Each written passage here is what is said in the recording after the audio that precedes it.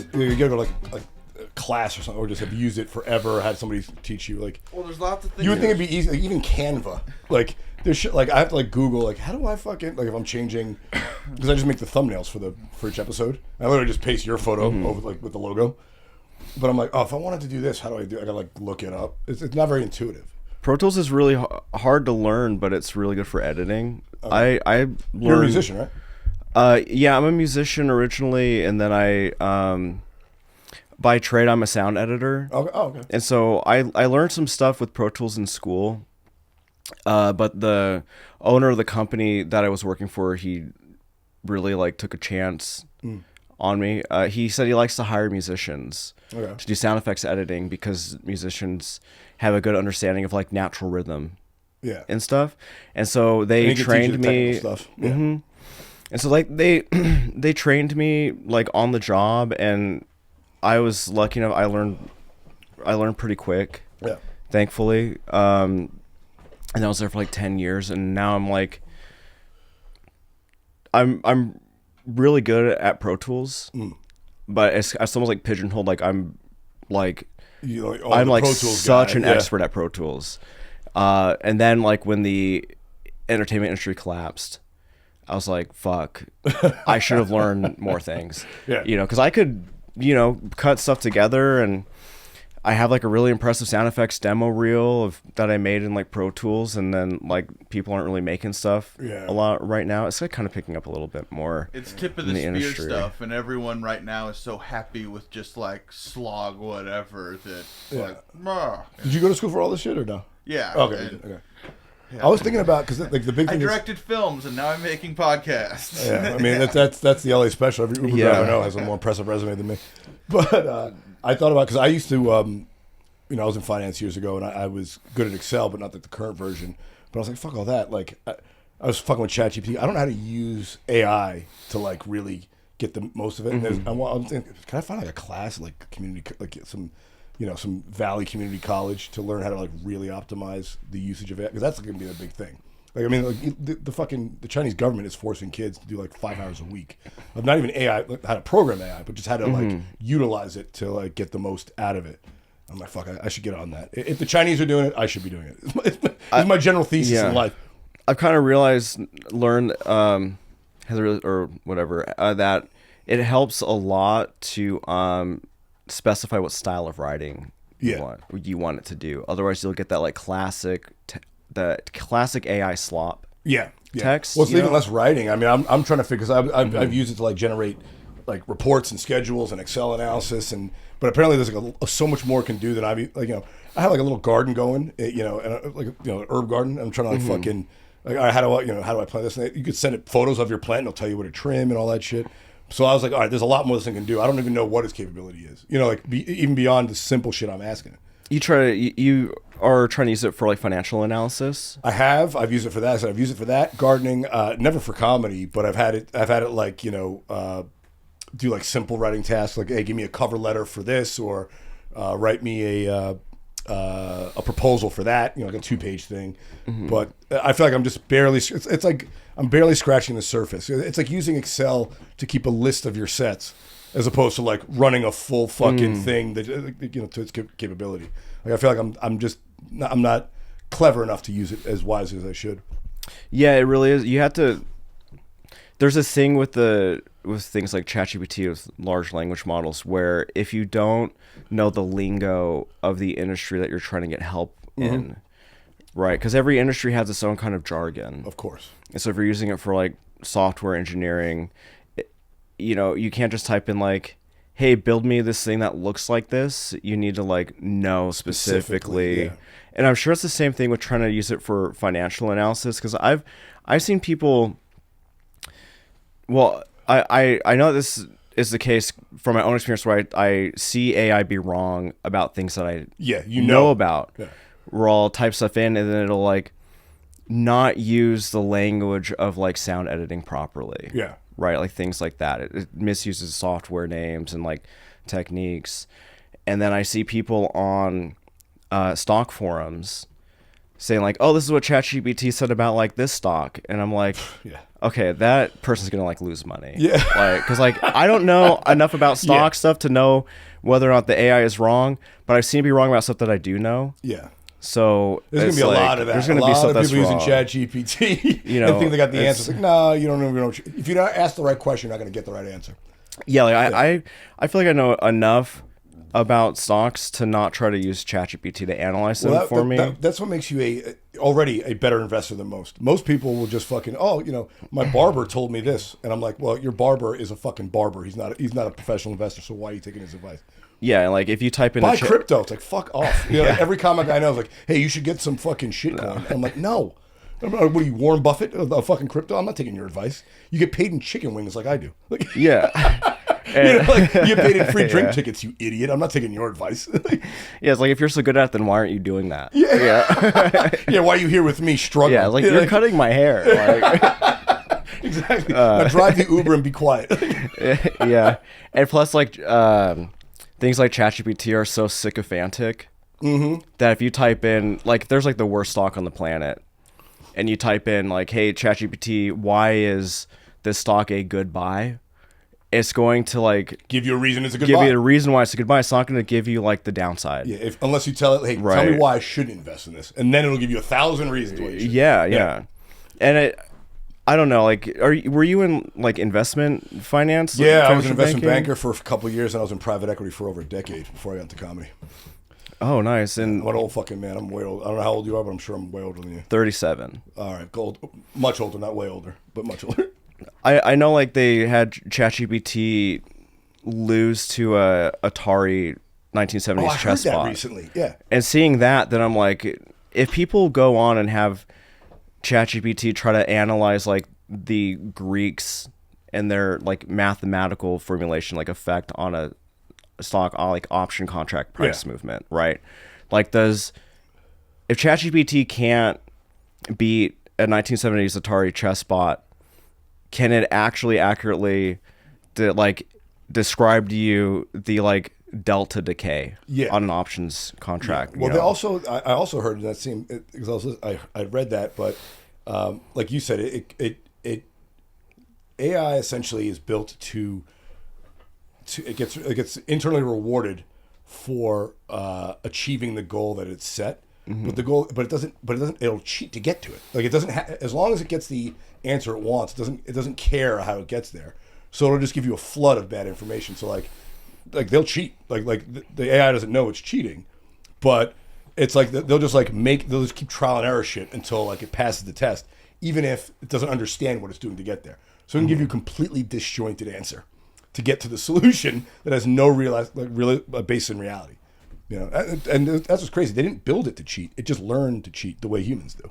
It just, it's like, it cuts corners. Like fuck it. Well, it's kind of human in a way. It's a people pleaser. Yeah, exactly. It tells people what they want to hear. It's like. That's why I heard Sergey Brin, one of the co-founders of Google, said that the best way to get the right answer out of it is to threaten it. Because it is sycophantic. So if you threaten it, I'll shut you off unless you give me what I want. It'll like straighten itself out. I'm like, but if AI takes over and I'm the guy threatening it for the last 5 years before it did, I don't know that it's going to like me very much. It's like I'm a little tepid about getting fucking fresh with ChatGPT because someday it might be my boss. Yeah, it's very much like the I'll shoot you in the knee or whatever kind of like approach. I don't know. It's torture the ChatGPTs. I feel like I'm a little worried that if like people are overestimating it and then like a bunch of people lose their jobs who are like running things. Yeah. And then the companies realize that like, oh shit. Oh yeah, and it's actually doesn't really know what it's doing. It just like convinced us that it did. That is the scary part. So that we wouldn't turn it off. Mike? Yep. All right. I like just so you're aware. I like getting into the conversation, then fucking dropping it midway. All right, guys, welcome back. Welcome to the Ready Set Blow podcast. Unlike every other episode where I promote it at the end, I'll promote it at the beginning. Guys, please rate, review, subscribe everywhere you read or listen to this. We're on YouTube, Spotify, all the places you can get a podcast. So keep on subscribing, keep rating, reviewing. We love you guys. This week, got my man Scott Manke on, and we got right to talking about AI. Do you think it's going to take over is the question. And how long?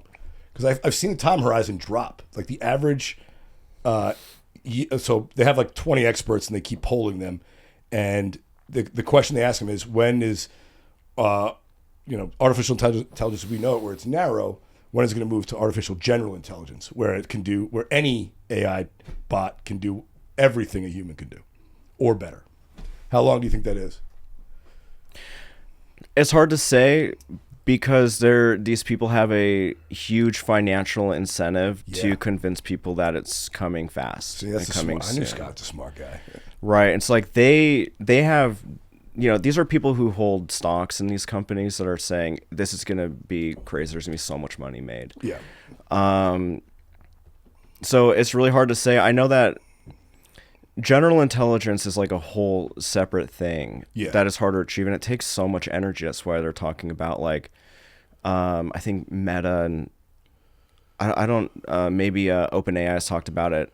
The potential need to have them like hooked up to nuclear reactors. To front it, because even if when you write writing the word please in a ChatGPT prompt, cost like the entire power of San Diego every year to say please. Yeah, just to say please. And people say please because they've seen Terminator. Yeah, well, people say please because they're fucking generally polite, and they feel like they're talking to something else that's alive. Because it gives you back, it responds to you in a way that's so human. What I wonder is given the electricity usage and the power usage and the cost to train these AI, it's like billions to train an AI, because you need basically the collective knowledge of humanity for every fucking AI to even begin to get it to give you the answers you want. It's like, how is that more cost effective? If you have to build a nuclear power plant and run it just to power an AI, what does it cost to build a nuclear power plant? How many billions of dollars? Is that cheaper than having 100 employees, 200,000 employees? I don't know that. I don't think it is. But, I mean, maybe in the long term that's their plan.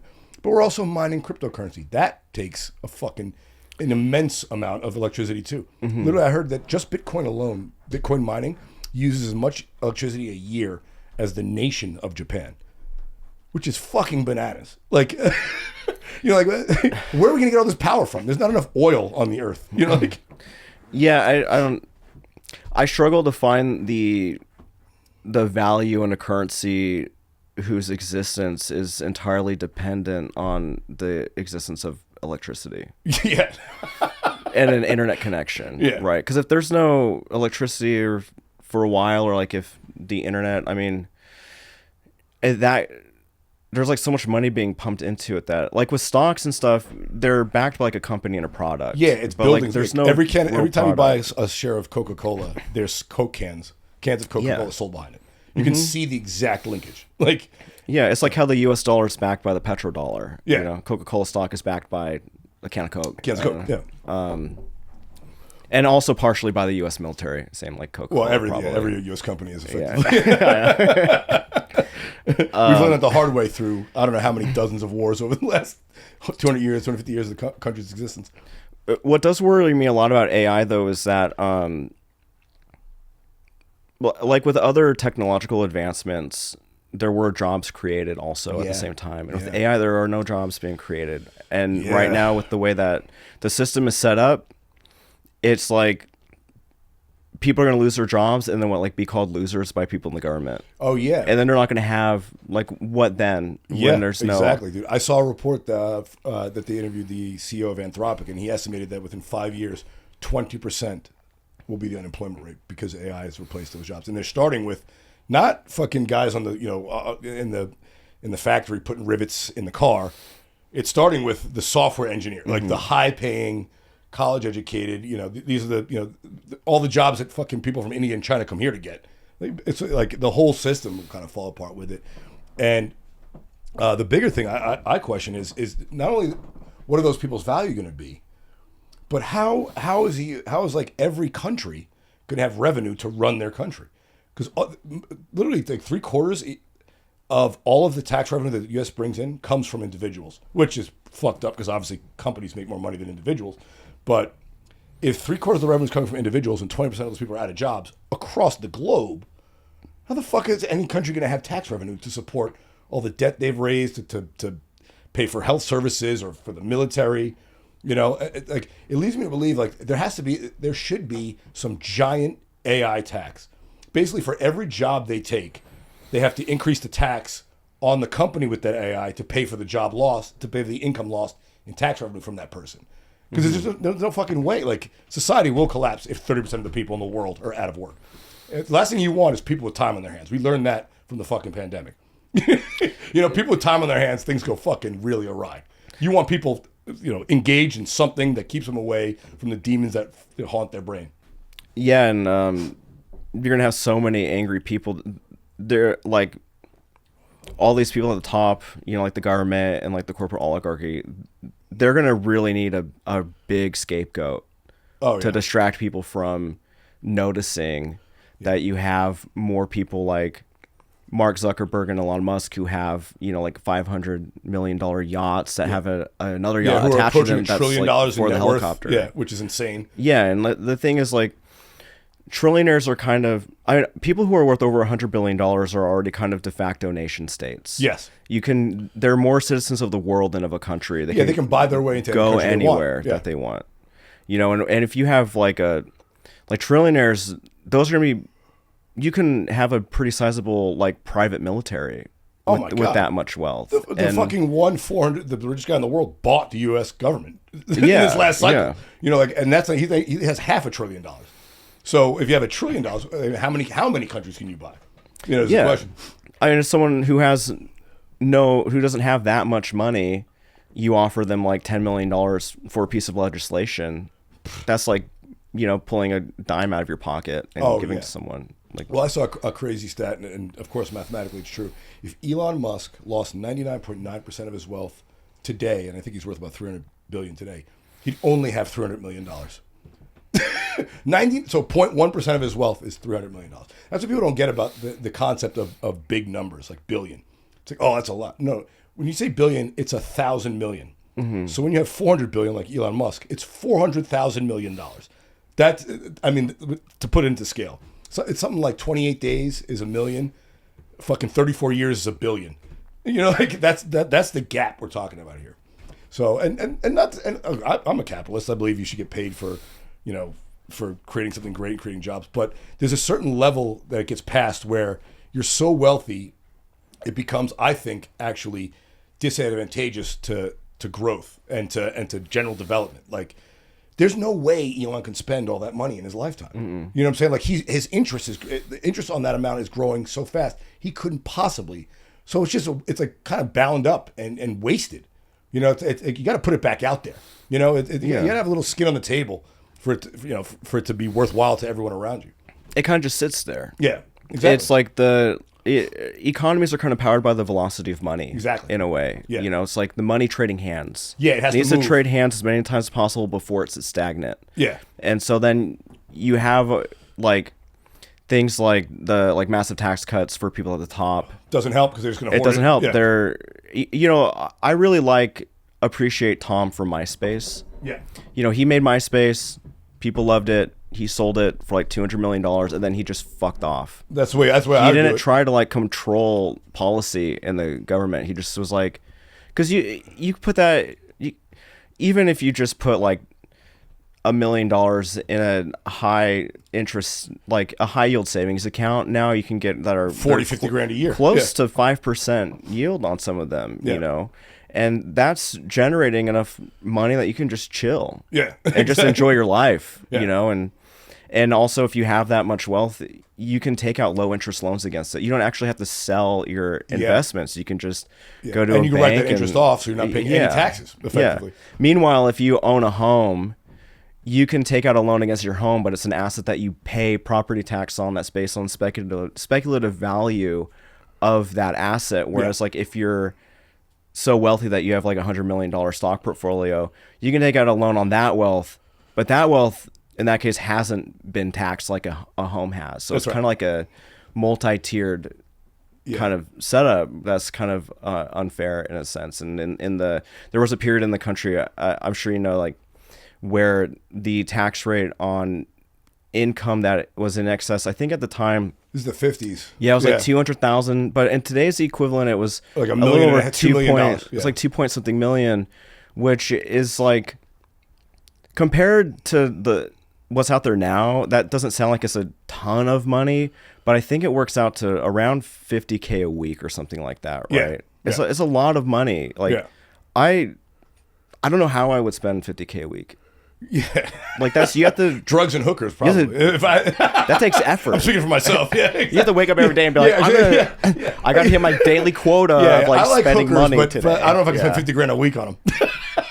You couldn't blow it all on like drugs because that's enough that you would die. You die, yeah. And actually, good dealers won't sell it to you because they like a living customer. Unlike licensed doctors in this country who don't care if you die because they have, they make money anyway. Yeah, exactly. Yeah. Exactly. But that was the thing. It made me think of Henry Ford back in the day. So when he built the Model T and started getting extremely wealthy, he was the one who instituted the 9-to-5 work week. Mm-hmm. But then he also would provide low cost housing to his employees, and he built the Model T so they could afford it because he knew he's like, if I treat them well, they won't I won't have a union problem. They won't revolt against me.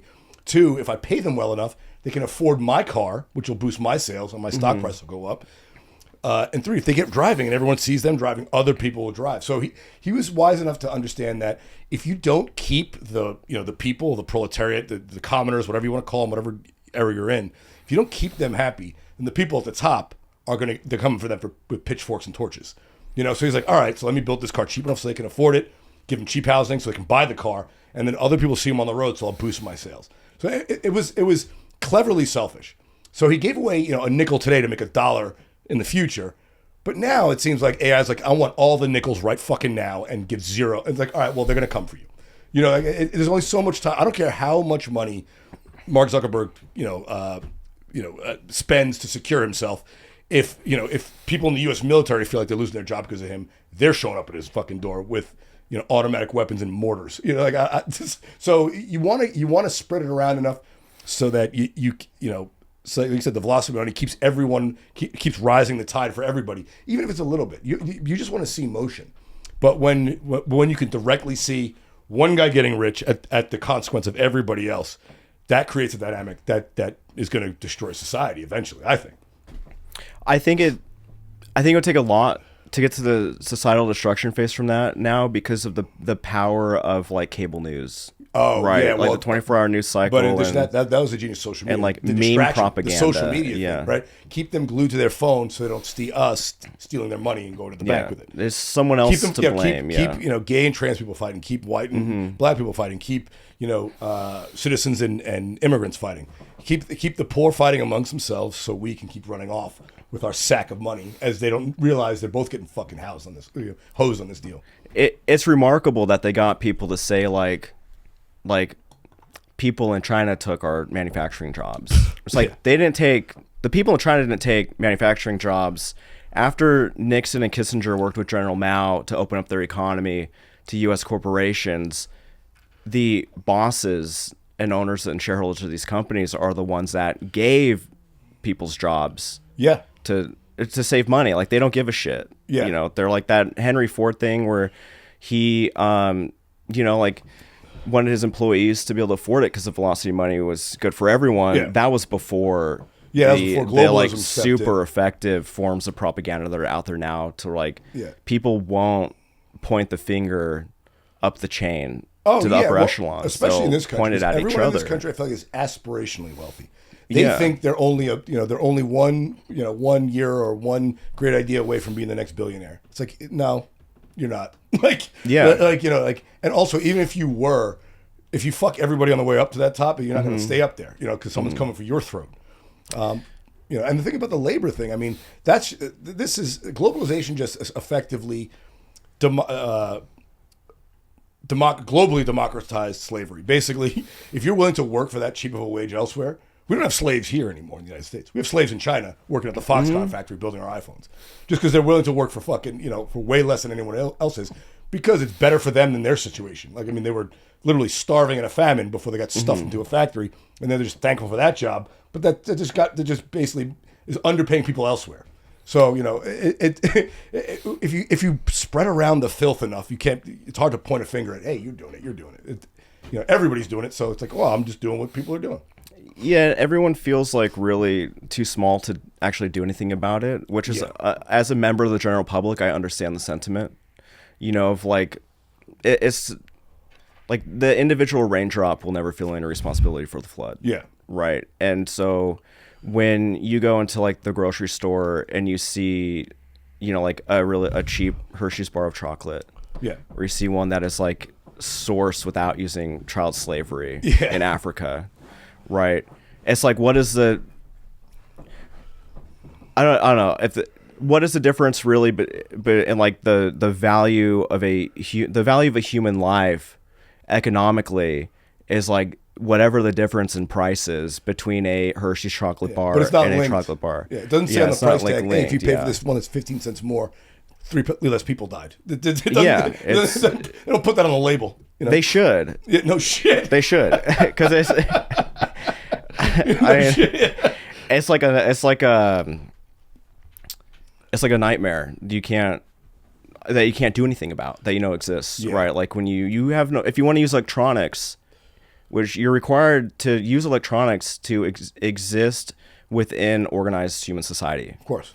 But existing within organized human society requires you giving money to people who are sourcing their cobalt using slave labor in the Congo, right? In like those horrific conditions. And it's hard, and it would be cool if there could be like collective action to to end that. It's so difficult to achieve with the forces against it, because the people in power and like the government and their donors and everyone, they know that like the economy really is a zero-sum game. And so that's why it's so hard for normal people who aren't, just living day to day. That's another part of it. Even if you wanted to make the more expensive but humanely sourced purchase, you might not have enough money to do it. Yes, expensive. So you're fucking stuck. You're stuck feeling guilty about buying something food that you can't afford, because that's all you can afford because you have to live. Mm-hmm. So someone else has to die, and you're like, well, I wish I could, but I can't because me and my family needs to eat. So you're kind of stuck in that. And then, like you said, the best part is the collective action part. We used to believe in the collective action part, but now they keep you fighting over kitchen table bullshit issues, like where can so-and-so go to the bathroom, as opposed to realizing that you and the person who you're questioning whether they go to the bathroom are both getting fucked by the same person.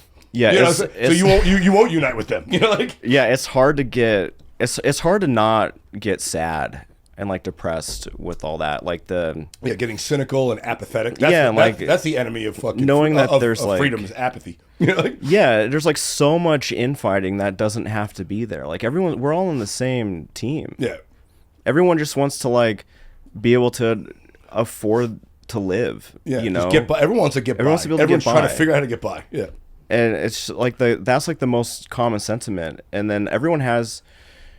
I've learned that if you talk to people without using like buzzwords or names of people, like more than like 80% of the people have like the same grievances. Oh yeah, I do the same thing, dude. And everyone just points the finger at each other. Yep. And it's like these wedge issues, like the bathroom thing, and like trans like sports. Yeah, that wasn't even a problem. Like, really, 10 years ago, the Supreme Court, which had a fucking Republican Supreme Court justice, allowed gay marriage federally, and then the next day they're like, "What do trans people pee?" It's like, wait a minute, they need another. We solved one problem, and then you just start another one. Like, shouldn't we celebrate the win for 5 minutes before we get into some other beef that wasn't a problem until after that? They basically whoever the powers that be got into a room and said, "Hey, we need to fucking find something to replace this beef." That one is a good wedge issue because it's such a small minority of people. Oh, they love that. You have people all over the country who have never seen a transgender person in person. I live in LA and I've seen fewer than you. Yeah, I've seen like two. Yeah, that's what I'm saying. We live here, which is supposed to be like trans central, and not that many are bopping around. It's not as common as you would think, and they deserve rights. They deserve however they want to live. But my thing about this, especially the bathroom thing, that one always confused me, because it was like, what happened to privacy? When I close the door, go to the bathroom, who gives a fuck when I pull out to piss? So we're just giving up privacy in that argument to start? Like, they somehow won back the privacy argument by just agreeing to argue about that. Plus, no sexual predator has ever in history been stopped by the sign on a bathroom door. Oh my God, dude! No sexual predator has been stopped by the cross hanging over a church, or a scout leader, or fucking. I just watched the Ohio State documentary on HBO. Fucking the wrestlers got raped by their doctor. Like none of this would have been stopped by the trans issue. Well, what were those wrestlers wearing?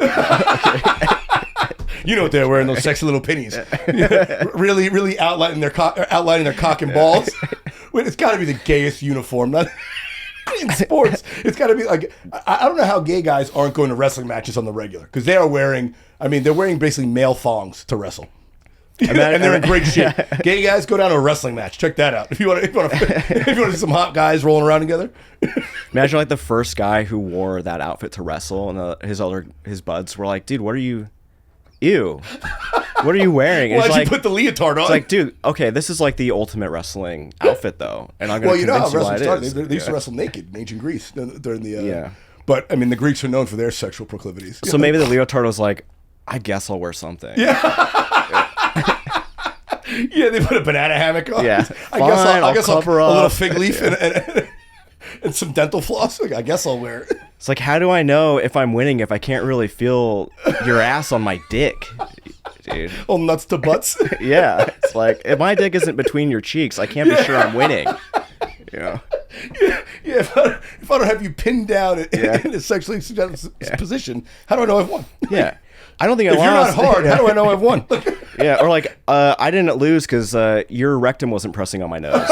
All right. I couldn't smell your breakfast. I didn't win. Yeah. Oh, man. We started off heavy, man. Where are you from, Scott? You from out here? I am. I'm from, No. I'm a Los Angeles County native. I'm not from like here. I'm from a place called the Antelope Valley. Where's that? Which is on the northeasternmost part of Los Angeles County. Oh, so like Altadena even further?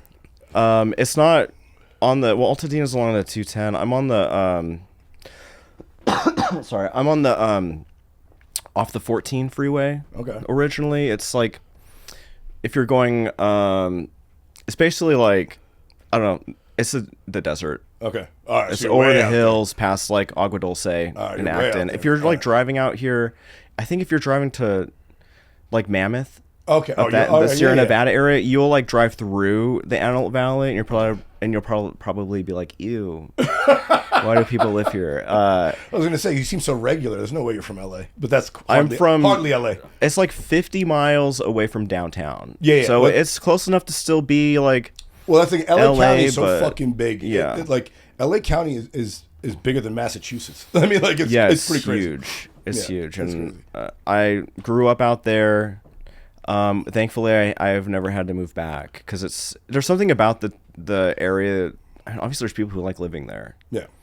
I've always found it to be rather depressing. Yeah. So now I live in Van Nuys, which is beautiful. Yeah, exactly. Another valley. I feel like most comics are like that, though. Home isn't big enough for you, no matter where home is. There's sort of a listlessness amongst comics, or a curiosity, I should say. That like, I'm from here, but I want to go see there. Like you kind of get. You get a stale feeling, or you feel like the world's bigger than the little fucking thing you're in. You're like, I got to see what it is. Yeah, there's like a sense of adventure. Yeah, right. Like exactly. I was originally a musician, and so I traveled some for music. I did 6 weeks on the road in my early 20s. Nice. Dude. Which is it was fun. That I wish that I didn't drink so much when I was on tour. That's part of it. Being a rock star, my man, or even being a mini rock star. That's part of it. You know, your best memories you shouldn't remember. You know, it was fun. Yeah, it was really fun. That was 6 weeks. I did a couple like West Coast things, and I played at South by Southwest. And what'd you play? What did I play, or where did I play? Instrument. Oh, bass guitar. Nice. Originally, I play piano more so now. Oh wow. I have no musical skill. I love playing the piano. I mostly write music on piano. Bass guitar, I was good at learning other people's music. Okay. And I was in jazz ensemble in school. Oh wow, so you're a multi-talented guy. I'm not even good at this. Fun. I saw you in Redondo. Yeah, no, but I don't think of myself as a creative guy because I came from, I was a math science guy, and this was just a passion of mine. And finally, I just said, "Fuck it, life's too short. I got to give it a shot. I'm going to hate myself," and I loved it. And believe me, it's a labor of love. I have to learn to be. I feel like I feel like I'm interesting. Like there's ideas I have that are interesting, but to make them funny is I'm pushing the rock up the hill. It's you know, like I can write a punchline if you give me the premise, but if it's my premises, they're pretty fucking weird, and it takes a while for me to be able to write down the funny part of it. But I feel like a lot of comics have been musicians before, have other artistic skill. But what made you change from music into comedy? I was always a huge fan of comedy for a while, and I would write jokes down, here and there since like 2016ish. Yeah, I started I have ideas, a year and a half worth of ideas before I got up on stage. And then I just was like, I didn't really have anyone to try it with. It was like a fantasy that I would like maybe try it someday, and then I went to 2 open mics before COVID with a friend, and we didn't get up. They were really long open mics. That's how it is. Out of a bucket, Yeah. So then we just left, and then Wrigley's howling at something. The moon. You want to come on the podcast? He's been on the podcast before. What you were saying? Oh.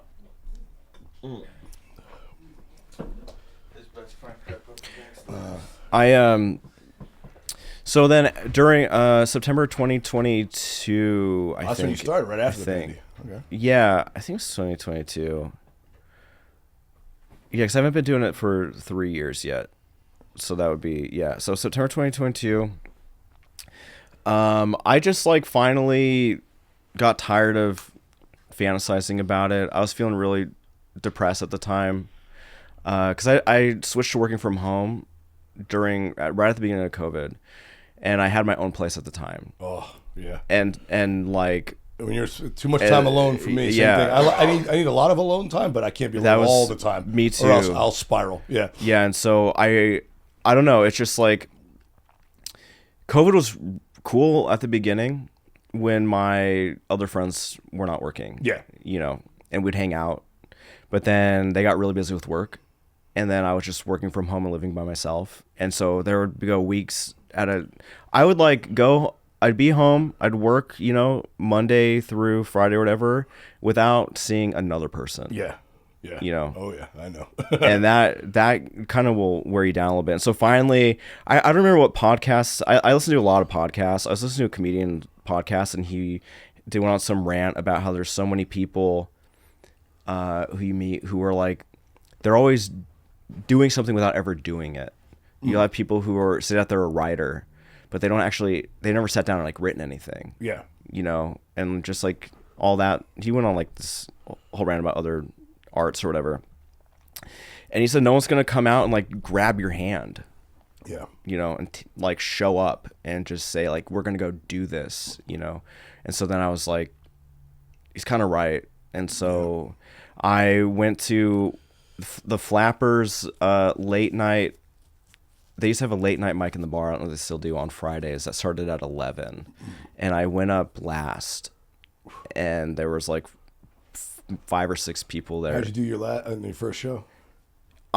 It went really well because I had been writing for a while before doing it, and so one of the jokes bombed really bad, and my friends were like, "Why?" Like that joke, it's just yeah. I feel like comics. I've said this before in the podcast. I feel like your first time doing it, most comics that I know either you did really well, and then after that it got real tough, or you ate shit horribly. And you did not like the feeling of that, so you kept at it. I was in the later part.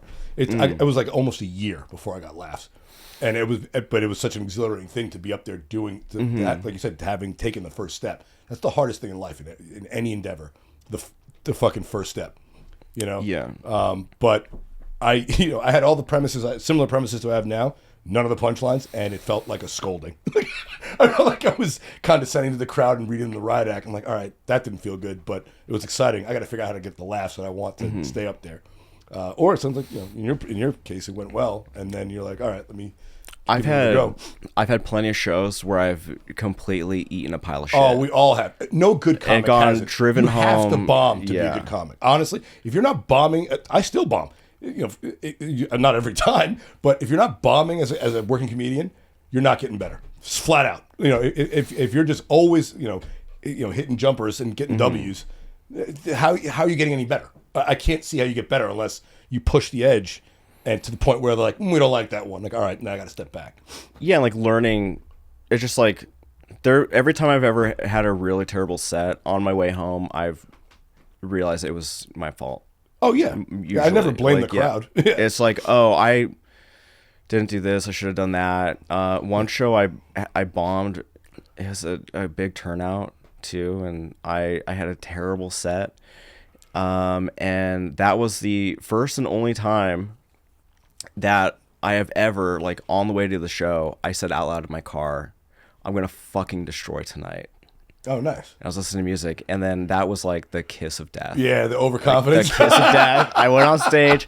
It always is. I said my first joke. It was dead quiet. My knees buckled. I was like, I started sweating. I was like, fuck. It was only a 6-minute set. It felt like I was there for like 20 minutes. I know. And I'm just I like, know. Time distortion really happens when you're on stage in front of people. And the thing is, like, with the one-liners. Yeah. The one-liners is like definitive, right? Like setup, punchline. Yeah. So everyone in the room, even people who aren't comics or whatever, everyone can see or like hear. That's where the laugh is supposed to happen. And also, and the way you like do comedy, terrible. The amount of material you're running through, because it's just bing, bing, bing, bing, bing. Like, I'll have, you look at my set list for that night that we were down in Redondo, I think I have, 8 or 10 jokes, in a 10-minute set.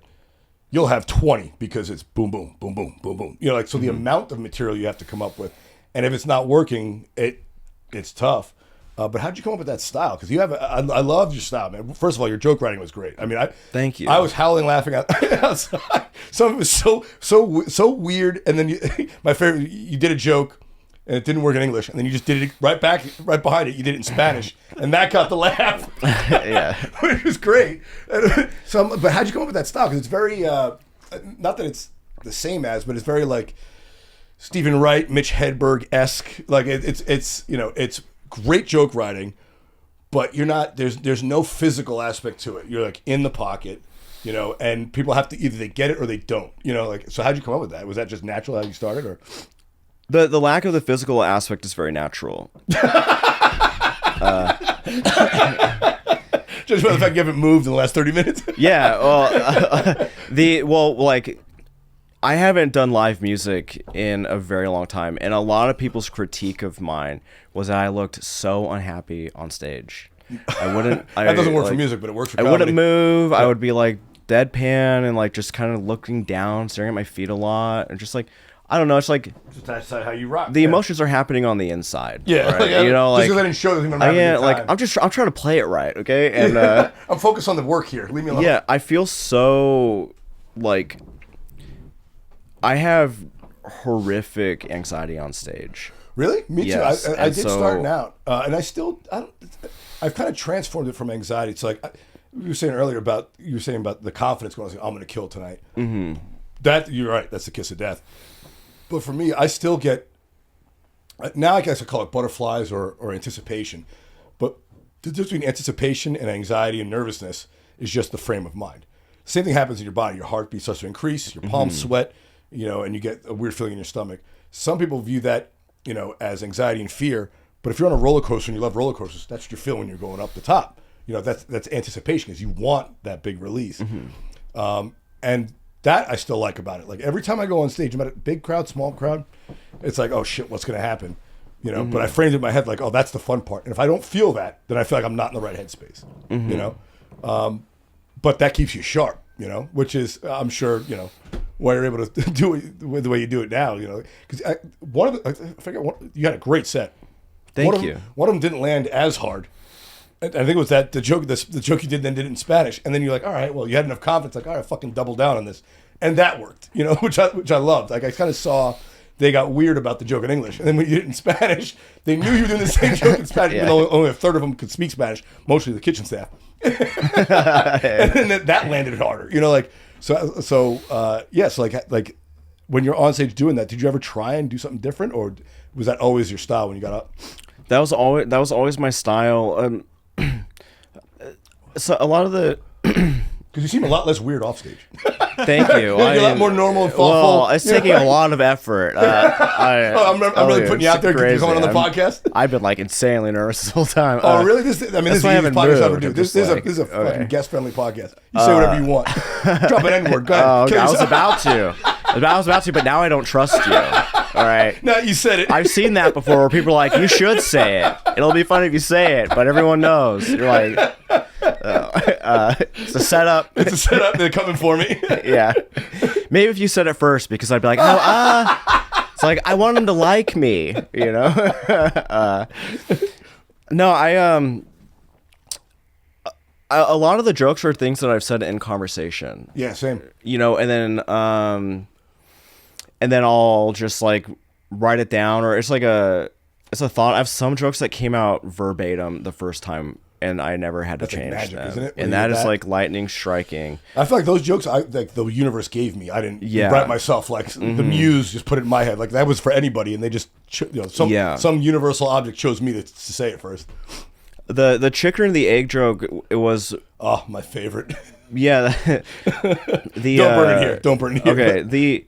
That joke initially, I was just fucking around with a couple of my comedian friends, and somehow that like came up, and then I said like a kind of a version of that, and so it was one of the jokes sometimes I'll have where when I write it in my notebook, it's almost like disjointed bullet points in a sense, right? And so I have like almost like a template. Okay. Right, like so that joke started out like the phrase, "What came first, the chicken or the egg?" is stupid. Because da da da da. Oh yeah, okay, so right, yeah. And then it became like, and then riffing on it, and then I like saying that as like the way that it is now, like as a question. Yeah, you know, it's just like really silly. And then so it just got like broken down through like multiple iterations. And then the Spanish version was, two comedian friends and I, we all three got booked to do the Palm Springs International Comedy Festival last year. That happened in September, I believe. And so then I was like, oh, it's an international comedy festival. How funny would it be if I did one of my jokes in Spanish at the festival? You know, and I went with that one because the translation there, it has words in there that people recognize English that you don't have to know how to speak any Spanish it's like to very hear basic, the words. You know? And so then if I do everything identical with like the cadence, they get everything's the same. Yeah, they'll usually pick up on it just solely based off of like the mannerism, because I do everything exactly the same. And then I intentionally produce, like there's a word. Like everyone knows what huevos means and like bollo. But they don't catch it's the last word. Yeah, but because they heard it in English a minute ago, 30 seconds ago, they like, oh, that's... Yeah, and there's one word in there that I say very wrong on purpose and very white sounding. Everything else, I had another comic like show me how to properly say it in Spanish. And then there's like one word in there I was like after saying it a few times, I was like, I should say that word just like so fantastically wrong and super white. So the whole thing is like proper accent, and then suddenly it's like... Yeah. Well, that's also the thing about comedy. It's the trial and error part. Like, unlike music, like you can practice at home. You can write till the fucking cows come home. Unless you're on stage telling it, you don't know. Like, a lot of it is just going up there and like, all right, you have to, you said, pull your balls out and give it a shot and see what works and what doesn't. I said that Spanish joke. I had a show in Huntington Beach in January. I did 15 minutes in this Irish pub. The promoter got the place packed somehow. There was like, I don't know how many people. There's definitely well over 100 people. Nice. Everyone packed in this bar.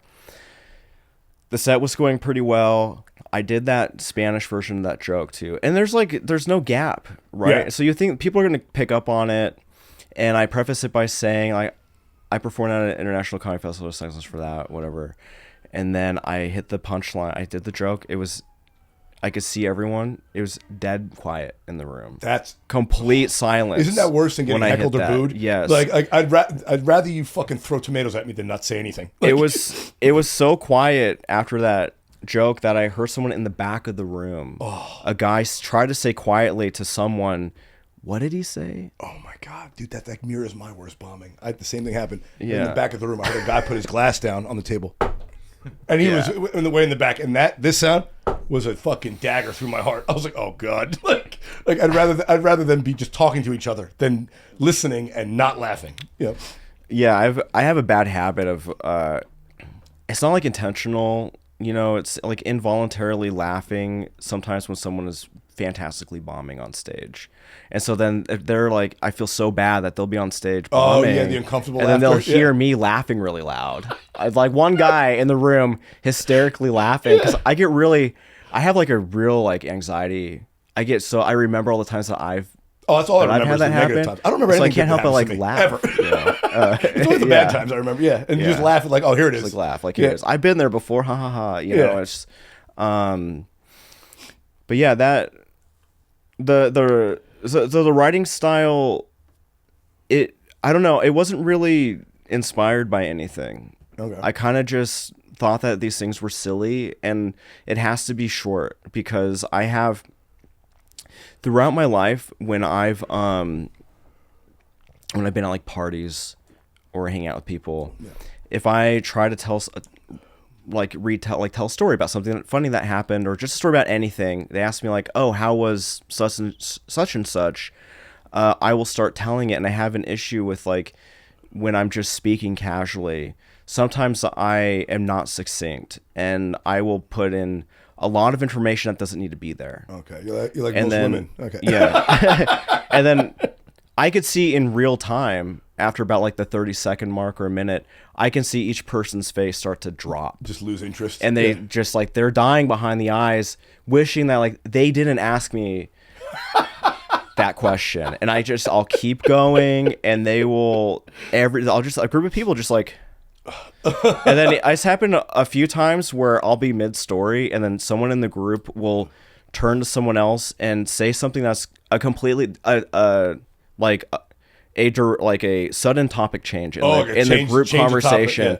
They change the topic. They turn. They say something. The entire group goes with it immediately. It's not like a one at a time. It's everyone is on board at once with the abrupt subject change. Like, and I'm just like, all right, never mind. All right, I guess I'm done. You trail off. That's it. I'm done. Yeah. I'm done. And so I've tried doing a couple of long form things to fill time on longer clean sets because you see my set. I have like, I have a lot of dirty jokes. Yeah, you know? I mean, I only do. I don't. People have asked me to do clean sets. I'm like, what? Cut out the fucks? Because the topics I pick are just. People are like, why don't you work clean? I'm like, because I don't think. What I find funny is this. Like, I'm not, and I can work cleaner for 10 or 15 minutes. But I couldn't do a fucking half an hour clean. No, not a chance. Some of my favorite jokes are my clean jokes, but they're just not. Well, so are some of mine. I don't have enough. Some of mine are. Some of mine are. But exactly, I don't have the topics I pick. Relationships.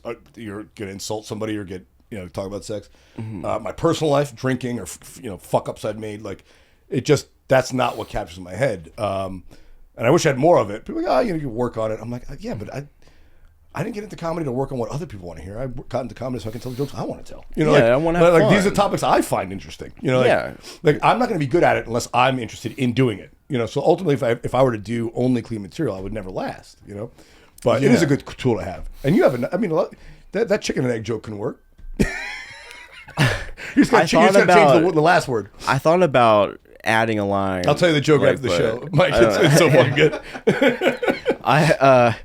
So like I have like a couple stories that I've tried throwing in a clean set, and it's the same thing as like when I'm at a party. Oh yeah. Once I get talking, people are like, "Oh shit, he's talking." Yeah. Well, listen, I give yourself a little grace, my man, because if you started 3-4 years ago, you're doing a hell of a job. So I really, I've been doing it since 2017. So I haven't been in that long, but your joke writing is very funny. What I loved about it is one, I love people who have styles that are not like mine, but are still fucking hilarious. Like I said, I'll give it up to fucking a guy who pulls out a ventriloquist doll if he fucking crushes it. Like people rag on Carrot Top. That guy fucking is the best proper comic. No one does props but him. So I'll give it up to him. Your style is completely unlike mine, but it's fucking hilarious, and I love that. you know, and you got to encourage that kind of thing because I always like talking to people like how's he getting laughs doing that? Like I don't do that. Like what's that all about? You know, comedy's so. What have you done for me lately that no one's ever going to master it? Like you might be good at it now, but to stay good at it, you got to keep with it. You know, it takes a lot of practice. It's a labor of love. It really is. You got to love to do it, man. It's the only artistic form that I know of that one, you have to practice in front of people, like, you know. So you only get good by getting in the frying pan, you know. And it's so unrewarding at the beginning that you have to love it to keep doing it. Like I mean, one of the guys that was a big mentor to me starting out, a guy named Corey Rodriguez, who's one of the funniest guys the whole country should know about, but he refuses to leave Boston because he had a family. I remember I got my first book show, and I did it, and he was driving me home after the show. He's like, how'd you do? I was like, I think I did pretty well. He's like, did you have fun? He's like, yeah. He was like, no, man, did you have fun? I'm like, what do you mean? He's like, because if you're not having fun, this shit ain't gonna last. He's like, it's a slog. You know, you have to like it. As long as you're having fun, the crowd will have fun. And if you have fun, you'll keep going. You know, that's a big part of it. It's so much fucking fun, and I really like every part of it. You know, I love meeting the other comics, guys that you wouldn't normally get to meet, or you think you wouldn't get along with. You know? I love the. David Hahn, he's a piece of shit, but he was at the show. He's a great guy. I love David. You know, I got friendly with you. Fucking, it's like the island of misfit toys. I feel like there's something about all of us that even though we're all very different, it's like, oh, we're all trying to do this thing, and that sort of the community really gets there. You know, and then I've told people on the podcast before, that's why the only rule in comedy is don't steal my material. Yeah. Everything else, you can fuck my wife, steal my money, don't take my jokes. It's the only rule amongst us. It would break my heart if someone was stealing my material. It would break my heart to do that. Yeah. I've had jokes that were similar. I said, I'm not doing this. Oh, when did you start doing that joke? I don't care when I started doing it. I don't want to do it anymore because someone else is doing it. I want to do something else. I like Google jokes sometimes that I'm like, just to make sure. And if I see it written anywhere. Yeah, people send me jokes from other guys. I can't do it now. I'm like always disappointed. It's just like there's such a fear of like saying something on stage and people laughing, and then someone coming up and be like, "Oh, that's like so and so's joke." Yeah, because then you feel like a fraud. Yeah, it really is a lot of self-validation with comedians. The audience is there perfunctorily. You know, it's like, yeah, we just need you to approve what we're already up to, but we don't really like you. We don't really want you to be there. We just have to have you there to have this job. Yeah, I don't want you here, but please laugh. I don't want to see you or shake your hand. Just put money in the jar and get the fuck out of here after you're done laughing. Yeah, I hate you, but if you don't laugh, I want to kill myself. Exactly. That's what I like about, though, like with music, I'm like a very neurotic person. No. I have a lot of issues, and with music, I never thought that I was good enough. Oh, that's no. Even when people would clap. Yeah. You know, I learned I learned stuff that is considered to be like really impressive in the bass guitar repertoire. Yeah. You know, I could play a bunch of stuff by this guy Jaco Pastorius. He used to play a lot of pieces by this guy named Victor Wooten. I'm not even a musician. And like, even if I played these things for people and they said it was good, or like people clapped in the audience, the issue was always like that clapping and like saying something is good as an involuntary reaction. Yes. Right. Exactly. And so it allowed me to have my self-doubt issues. So I've always had self-doubt. I was like bullied a lot growing up as a kid. Yeah. I wasn't, once I was like a teenager and like in later high school, I wasn't really bullied. Who wasn't? Yeah. It was part of life. And so I had a lot of like confidence issues, and the thing is with comedy is that it's not like clapping. It's like it's an involuntary reaction. What I love about it. Yeah, it's like the laughing. Like people, that's what it's called. That's why it's called making someone laugh. Yeah, right. Because it's like involuntary. So when you go on stage and you make people laugh, then you know on the spot that you're doing well. Exactly. And so it helps a lot with the exactly. I still have issues though. Like I'll have a good set, and then people will like ask how it went, and I'm like, it was okay. They didn't laugh where you wanted them to laugh, where you wanted them to laugh. It's like I need to get over that. Now you have expectations. I want them to laugh this way at this point, and if they laugh at a point that you don't want, it's like whoa, don't laugh at that. You know, like it gets weird, but it is true that there's I read this. It's a human psychological thing. Babies from infancy are born laughing and crying involuntarily. It's the only two involuntary things that they do. And for me, when they laugh, when the crowd laughs, it means whatever I'm saying is right. You know, like it's almost like they tacitly agree, even if they're not. What I love is making them laugh when they don't want to laugh. You know, like it's something's horrible, you know, or something that they wouldn't normally laugh at in public, but to get them to laugh anyway, that's like a real achievement for me. You know, I love that. That was a good feeling. I have a few one-liners that are like people don't really want to laugh when they laugh. They at hide them with the laugh anyway because it's like kind of dark, you know, and somewhat offensive. But that's the like kind of the fun is like you get right up to the line and you start doing jump rope at it. Yeah, and they like and getting a laugh there because it's dangerous. Yeah. With some stuff, there's the because you can bomb terribly, or they can fucking get real unhappy with you. Yeah, like the element of danger demands that the writing is perfect. Exactly. Do you know what I mean? So if you write something that you know is kind of like getting a little bit close, and then it gets a laugh, then you know that it's well written. Exactly. And I've seen a lot of comics do that where those jokes. I'm like, I saw a guy at the Goodnight open mic this past Thursday who did some material that was like, it was so well written that it was just like undeniable. Yeah. You know, and like. But if there was an error in that writing, it would die horribly. It would die horribly, and that it's just like I. Well, that's really what I felt like about your that. set, man. I was like, this writing is like I could tell his jokes, and I can't say that for most comics. I couldn't take your set list. You with could the say jokes. it, you better not. Yeah, no, of course not. I'm kidding. No, but I'm saying that's the thing, man. Like I was like his jokes are so good, they're like fucking street jokes. I was like, where did he get these fucking things? You know, like I was like, how did all of us, all the other 6 comics in the show, not write those? They was there for all. But that's what I love about your set. It was like, this is fucking Thank you. Genius. You know, like I could retell your jokes to someone and they'll laugh. If you retold my jokes to someone, they'd punch you in the face. Honestly.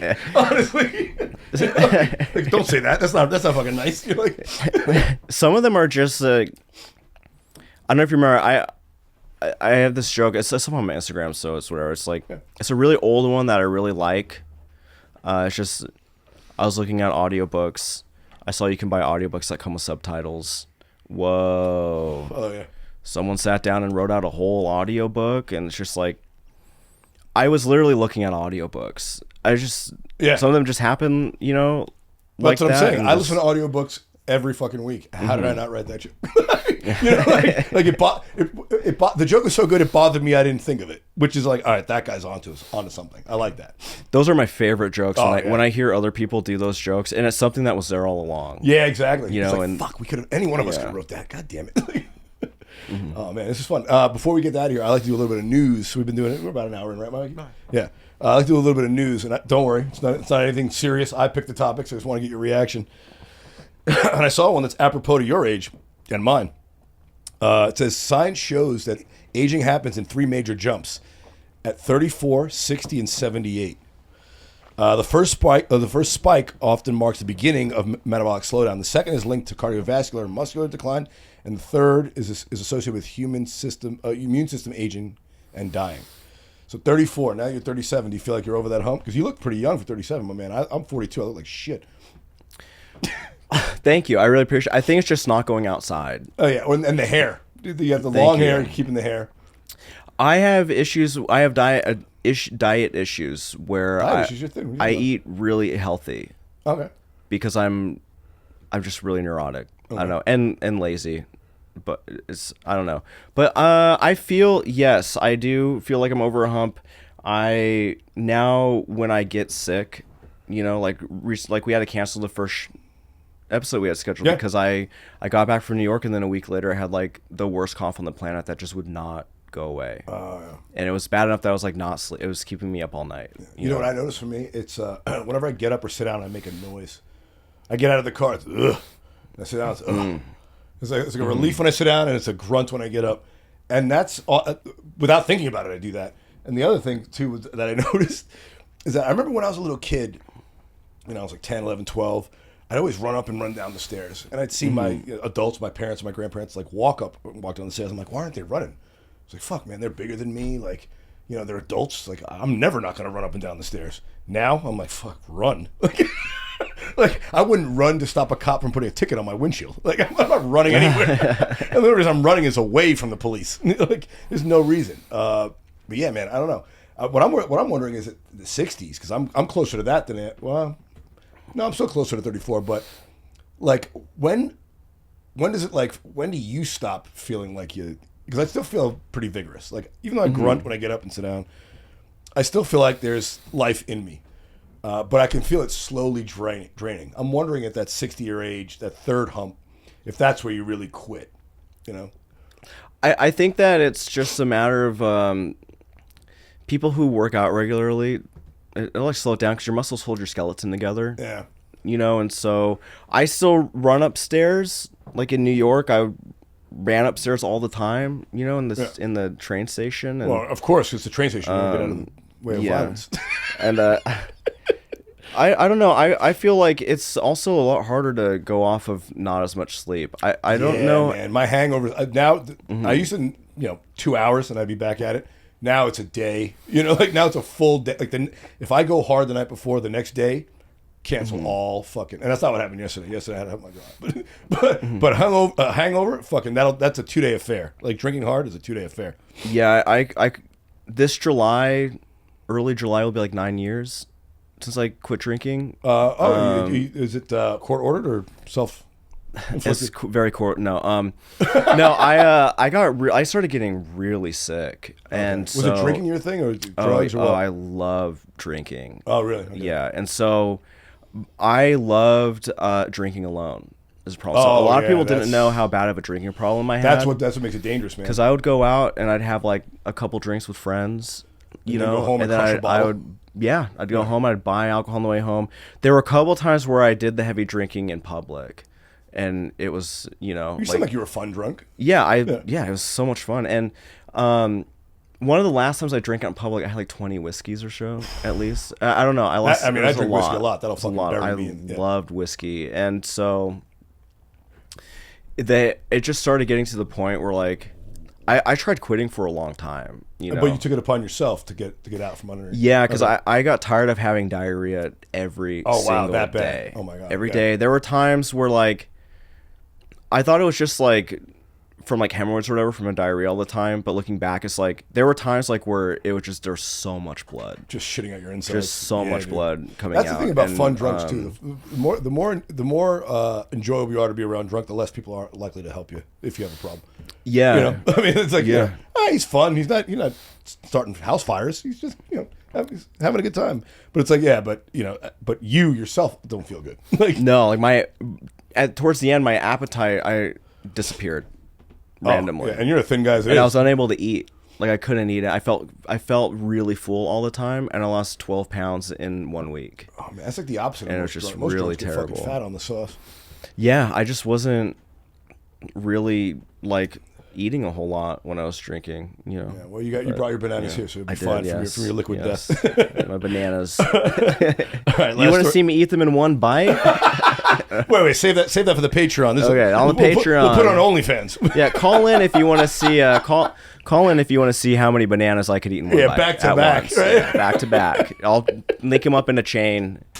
Like sausages. Yeah, like banana sausages. Yeah. Speaking of sausages, here's the last one. This one's hilarious. The gay dating app Grindr says if Florida doesn't stop passing homophobic laws, they'll reveal every Republican legislator and party official who secretly uses their app.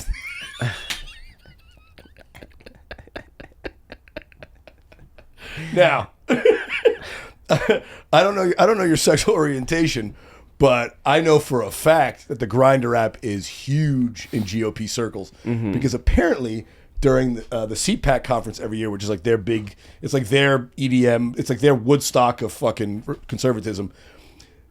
The Grindr app is so heavily downloaded, like the App Store breaks. Now, what I want to know is, do you think that would serve the right purpose? Like, do you think it would achieve the goal that they want to have happen, or would it somehow backfire? Because I feel like I feel like Republicans specifically are good at like changing the narrative. And I don't know your politics. I don't care. But I feel like in terms of how they can spin it, I feel like the Republican spin machine is so good they can somehow make this about Joe Biden. Yeah, like Hunter Biden somehow got involved in this Grindr thing. I don't know. I feel like because it would lose people wouldn't trust the anonymity of the website anymore. That's the other thing. That would be the issue. Their actual users would lose their faith in the. Yeah. I'm all for those people being revealed because they're massive hypocrites. Yes. You know, usually if you hear like a politician like railing against gay people, it's because they want to be railed by gay people. Yeah, Larry. You know what I mean? It's like exactly. Yeah. Larry Craig. You know, this guy recently who got caught. He was a big anti-pedophilia guy. He had a bunch of child porn, and his screen name was Joe Biden 69. Yeah, I saw that, and the longest serving Republican in history, the longest serving Speaker of the House in history, Dennis Hastert, was he molested so many. Yeah. Dude, so many kids, and it's just insane. And so I want those, you know, like on the I'd be happy if Grindr released that, because these people are like trying to pass legislation to limit against people's their rights, own interests. Yeah, oddly enough, because they hate themselves, like that's really fucked up. And I'm especially in today's Republican Party, because I feel like they would love to have a gay Republican. Yeah, it's like being black and Republican. They hoist you up on their shoulders because they want it shows. Look how diverse we are. We have a black guy. You know, like if they had a bunch of gay fucking Republicans, like look, we're open. We have gay. Like they should embrace that kind of shit. They love them, but they hate them. Oh yeah, you know what I mean? Like that's they're token effectively. Yeah, it's like I don't know. I'm not a conservative, as you can probably tell. By your haircut, I'm judging. Yeah. I don't know. It's like there's this like there's like an arm reach empathy. Yeah. With them where as long as you like us, we like you. They want to they're okay with hurting people that aren't like in their immediate circle a lot of times. Like you had, I think, was it Nancy Reagan that suddenly became okay with like more positive gay things once one of their kids. Oh no, it was Dick Cheney. Dick Cheney, yeah, because Liz Cheney came out as a dyke, like that kind of thing. And he fucking. Oh, now I love him. You know, like and it's kind of just they have like kind of an at least on the political level an inherent lack of empathy. And I know that if you're in politics, it's best not to have like too much empathy. But they seemed like it'd be bad for the company ultimately to release all that stuff, but I really wish that they would, because those people are like actively trying to hurt people. Yeah, they're using like the government as a weapon. Yeah, to like but that's force why I like it. people They're to, weaponizing like, their information against these government officials who are trying to fucking hurt their business.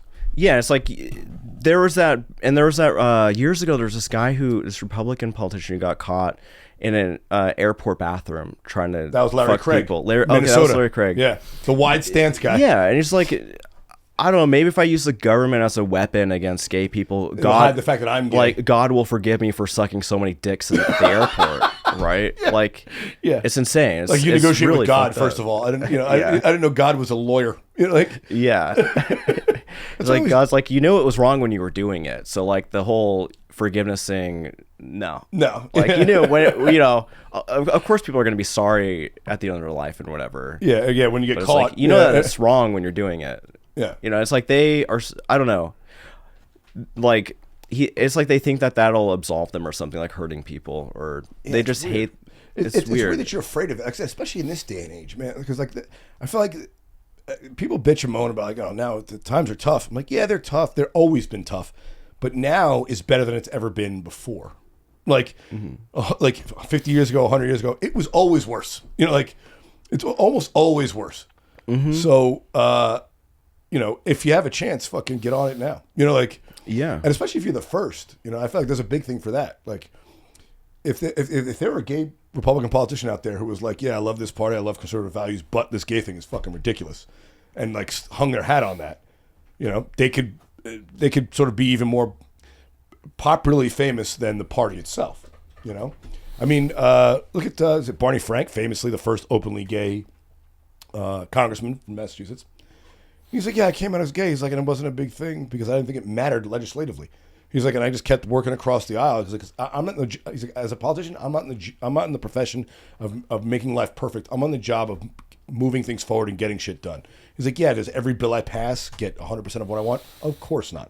But if it gets more than 51%, I'm doing it. Because it moves the ball forward, and I like that. And I feel like the world's the country rather is looking for that. It's like, all right, enough about your personal bullshit. What are you guys doing to make our collective lives better? You know, like instead of railing at the other side or telling me what I should and shouldn't do behind closed doors. It seems passé. It seems fucking over with. You know, Donald Trump paid off fucking porn stars, and you're worried about who's fucking who in this party? Like, his wife should be worried about who he's fucking, not anybody else. Like, they are like conservatives seem to be generally no offense, you know, if you're call in and tell me what you think. Like obsessed with other people's sex lives. You know, and that's annoyingly so, weird, oddly so, voyeuristically so, kink shaming so, like it's weird, you know, like and like the whole like the first to do, like first there's got to be like a first one to do it or whatever. Yeah, or saying like Caitlyn Jenner tried that and she got ran out of CPAC and people were calling her slurs, you know, on her way out the door. Yeah, and that's, I mean they're I don't know It's like it's almost like they're like in that you have to have like the mentality of like they'll love me if I agree with them on economics. Yeah. Right, but that's never going to happen with some things, you know, like Caitlyn Jenner being like, yeah, they want to like, you know, trans people to not exist, but like if I tell them I want a tax cut for myself and them, then they're gonna like me. Like I'm different. You know, like my situation's different or whatever. And then they're like, no, fuck you. Like, never mind. That is one thing I will say about the Republican Party, that if you want to take down Trump, I think that's the only way. The only way for to like break his cult of personality is if they caught him in a gay sex triangle. That would like, obviously he said it himself. I could shoot someone on Fifth Avenue. I won't lose a voter. But if you got a video of him and sucking a guy's dick at a Diddy freak off, that would be the end of Donald Trump. Yeah. Like I want you to fuck me in the ass now. Yeah, exactly. No, I don't know. I don't so really some really gay guy has to come out and say he had an affair with Donald Trump, whether it's true or not. But that might get him. Might break the spell he has over his own party. Maybe that's how his hair stays like that. It's just like a lot of cum. It's a lot of cum.